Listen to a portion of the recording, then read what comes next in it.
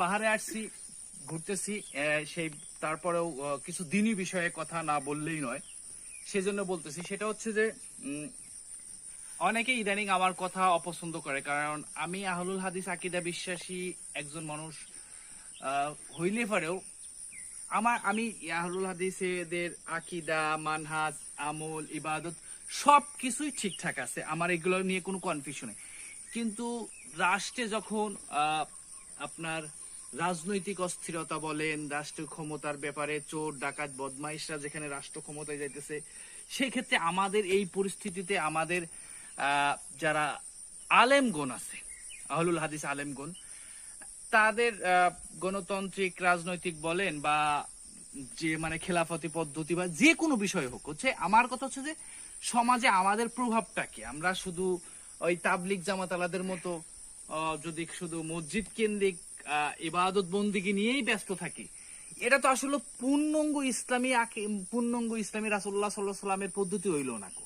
আমি যেটা মনে করি, আমরা যতটুকু দেখছি, পড়াশোনা করছি, আর কিছুই বুঝি না, সব শুধু হুজুররাই বোঝে, হুজুরের কথাকে আমি অন্ধভাবে মাইনে নেওয়ার নাম তোই তাকলিদ। এটাও আমাদের সমাজের অনেক ভাই বিরাদাররা বোঝে না। অনেকেই বলে যে আমরা তাকলিদ করি না, আসলেও যে আমরা কত বেশি তাকলিদ করি এটা আসলে মানুষ কল্পনাও করতে পারে। বলেন আমরা কোরআন হাদিস অনুযায়ী চলি, কোরআন হাদিস অনুযায়ী চলি, কথা ঠিক আছে ভাই, কোরআন হাদিস অনুযায়ী চললে তো সমাজে ভিতরে যে অন্যায়, জুলুম, নির্যাতন যেগুলা হইতেছে সেগুলা নিয়েও কথা বলতে হবে, সেগুলা নিয়ে তো কোনো কথা বলা হয় না।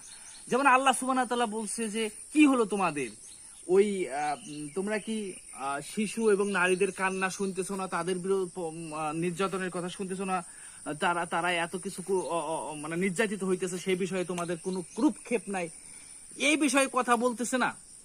তা এরকম আরো অসংখ্য হাদিস আছে। এই বিষয়গুলো আমরা যদিও স্কলার না বা ইসলাম সম্পর্কে অত বেশি ভালো জানি, এটাও বিষয় না। তো সেই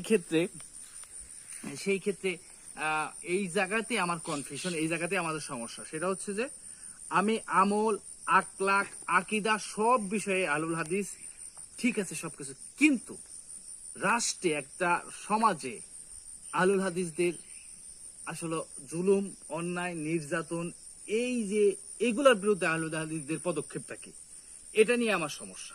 এটা নিয়ে আমি তাদের সাথে অনেক বিষয়ে একমত না, যার কারণে আমি কিছু কথা বলি, যে যার কারণে অনেক ভাই বেরাদার পছন্দ করছে। ভাই আহলুল হাদিস কোনো কারো বাপের পৈতৃক সম্পত্তি না যে তাদের সাথে দ্বিমত পোষণ করলে পারে আমি কাফির মুশরিক, আমি জাহান্নামী হয়ে যাব। ব্যাপারটা এগুলো খুবই খারাপ জিনিস।